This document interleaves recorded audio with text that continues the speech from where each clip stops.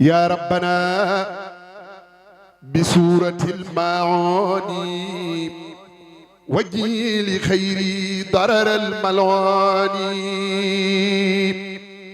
يا ربنا وجيل خير الكافرين بلا مدرتي بحق الكافرون وارث يا بديع أنت الباقي لك الأراضي صفوك التباقي سل بتسليم على سيدنا محمد حبيبنا مرشدنا وآله وصحبه وجل حروف سنسم للخيرات من خير ظروف وجعل بي سنسمك الخيرات جميعها يا مبقي الميرات بسورة النصر وتبت كفار أفئدة الحساد والأكفاء إلى سوى نحوي وبالإخلاص تدلي إلى الجنات بالإخلاص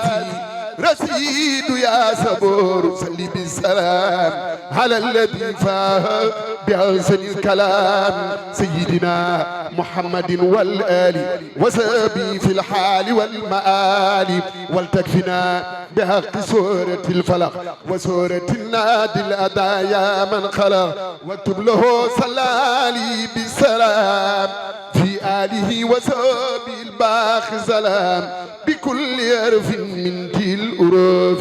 بسارة ينمو بها معروف واضرب سراد خاتم سكا على داري وما فيه جميعا مسجلات واضرب سراد خاتم سكا على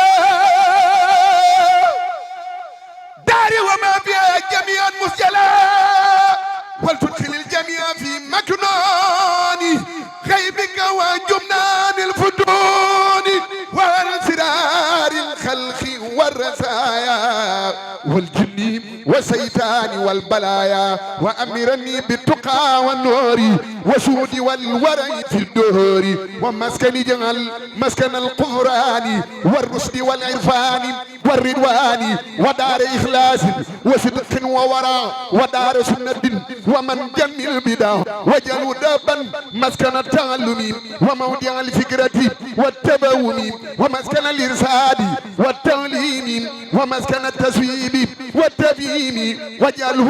مسكن قراج من ظلم للنار وادفئ عنه كل من سلم وجعلوا دابا مسكن اتباع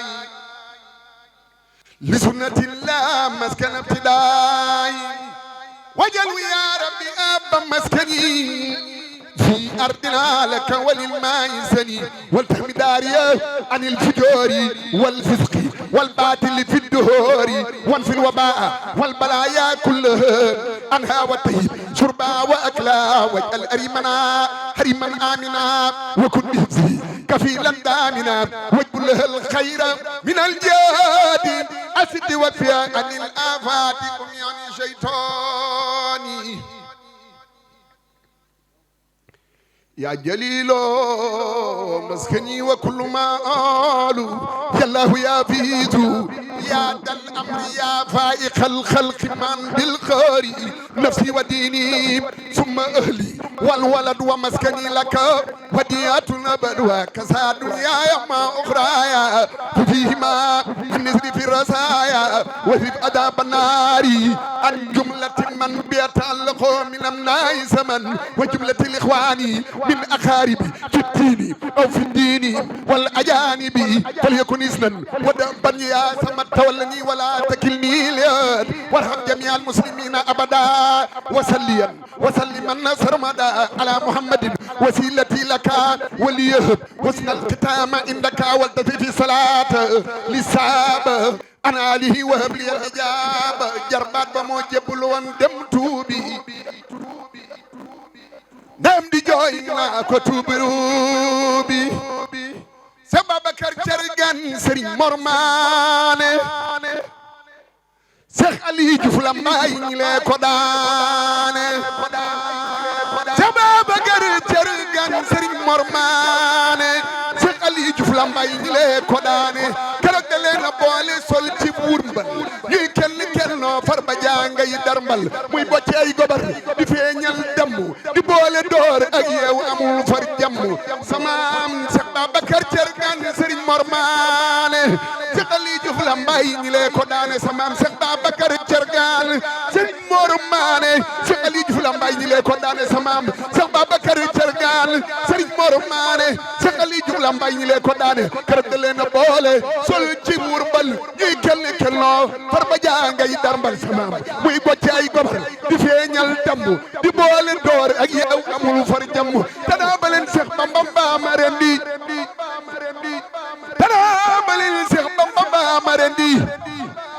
tanaa ba leen Cheikh Bamba Mbama rendi murid yi yëpp ma nga naan bambandi murid ya naa ko Bamba nosul na ruuya murid ya naa ko Bamba nosul na ruuya yow maa la su yow fara yi tey nooy Serigne Mamar Maane ko doon Tuuba ne ko dangay kecc dañuy dem Tuuba Serigne Mamar Maane ko doon Tuuba ne ko dangay kecc dañuy dem Tuuba folli la tey tekki sa ndombul tànk moo gën a yomb lii nga wax ñoo lank dag yéen a tis pecc ma daal di jaxasoo murid ya xaaju mbir ma daal di laxasoo murid ya xëy dem Tuuba xibaar ko Bamba mu xëy na ñaanal leen ko tas naa jël ba kabaaki baak mi xii ki pincum Lambaay tuxal na lamb ya saxal falay laay kabaaki baak mi xii ki pincum Lambaay tuxal na lamb ya saxal falay laay amina ya rabbi bi hurmatil jidaal wa hurmatil qur'ani wa finil jidaal آمين يا رب السماء والأرض يا من له أوصلت خير قربي آمين يا ربي واسم مري وفيك بالمختار كل أمري يسر بكل جملة مطلوباتي وليهم ما فاق مرغوباتي يسر لنا المراد هب لي المال والفتى والتيسير والكمال أدي شيخ بابكر Thiergane waaw saxaar